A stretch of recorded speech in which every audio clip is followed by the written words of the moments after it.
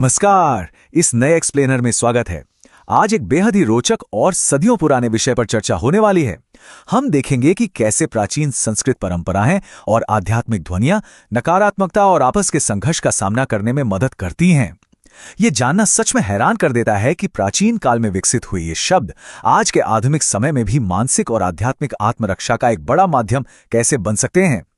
तो चलिए सीधे शुरू करते हैं। आइए जल्दी से इस एक्सप्लेनर की रूपरेखा पर एक नजर डालते हैं। हम इस सफर को 5 हिस्सों में बांटेंगे। पहला, मंत्रों की शक्ति। दूसरा, नकारात्मक इरादों के खिलाफ ढाल। तीसरा, सक्रिय बुरी शक्तियों को हराना। चौथा, विरोधी की सोच को भ्रमित करना। और आखिर में शांति और मोक्ष की खोज। तो पहले भाग से शुरुआत करते हैं, मंत्रों की शक्ति, जो कि हमारे आध्यात्मिक कवच की नींव है। दरअसल मंत्र होते क्या हैं? स्रोत बताते हैं कि ये सिर्फ आम शब्द नहीं हैं।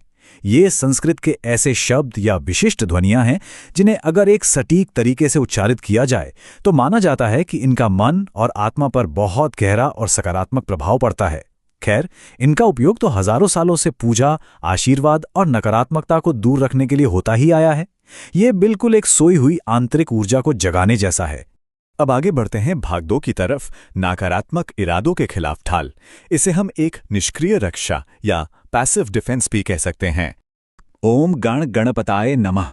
इस एक छोटी सी ध्वनि के उच्चारण में ही एक अजीब सा ठहराव और शांति छिपी है ना? स्रोत बताते हैं कि यह मंत्र भगवान गणेश के गुणों के प्रति पूर्ण स्वीकृति और आदर को दर्शाता है। ये बेहद सरल लगने वाला शब्द समूह असल में एक विशाल ऊर्जा का स्रोत माना जाता है।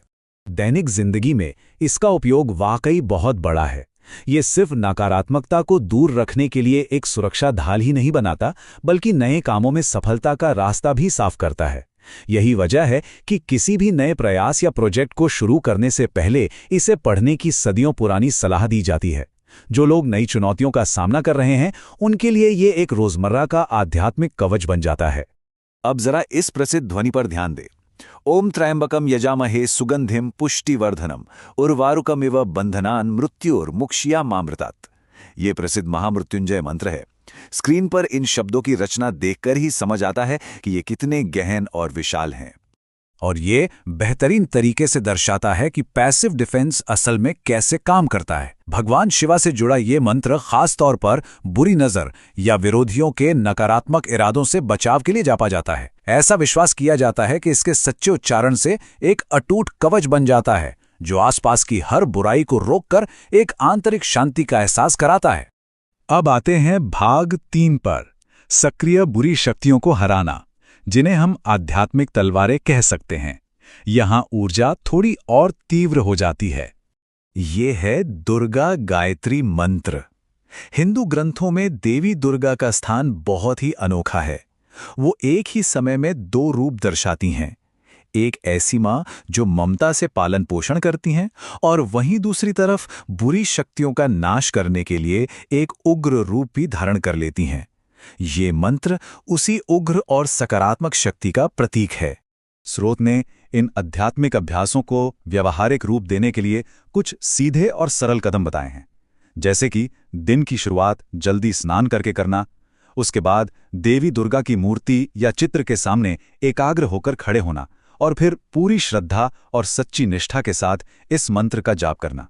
ये दिखाता है कि सच्ची भावना और शारीरिक शुद्धता दोनों ही इन परंपराओं का एक अहम हिस्सा है। आप थोड़ा इस मंत्रोच्चारण की आवाज और ताकत को महसूस करें। ओरम वीरम महाविष्णुम।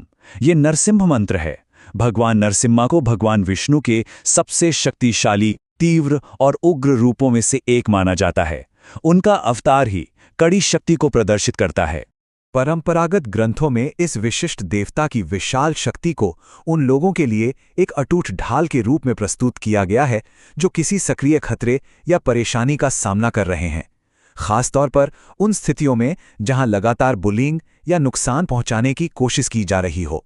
ऐसे मुश्किल हालात में ये मंत्र एक मजबूत सहारा और असहाय स्थिति में हिम्मत देने वाले शब्दों का स्रोत बन जाता है। चलिए अब चलते हैं भाग 4 पर, विरोधी की सोच को भ्रमित करना। ये हिस्सा बिल्कुल माइंड ओवर मैटर जैसा है, जहां रक्षा की रणनीति थोड़ी बदल जाती है।